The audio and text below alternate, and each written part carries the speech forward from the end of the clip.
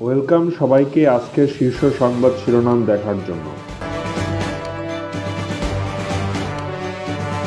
এনসিপির মনোনয়ন নিলেন সেলুট দেওয়া সেই রিকশা চালক। হোয়াইট হাউসে ক্রিস্টিয়ানো রোনালদো। ভারতও রায় মেনে নিয়েছে, ফাঁসির দড়ি আপার নিয়তি। তত্ত্বাবধায়ক সরকারের ইতিহাস। হাসিনার পক্ষ নেওয়া শিক্ষকদের চাকরিচ্যুতির আলটিমেটাম।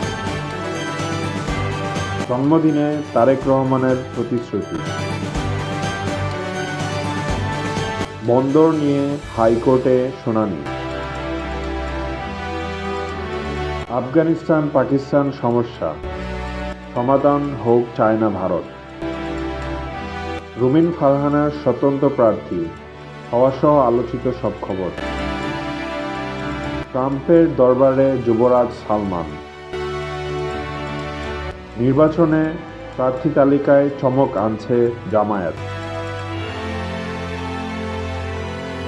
সাংবাদিকের উপর চটলেন ট্রাম্প।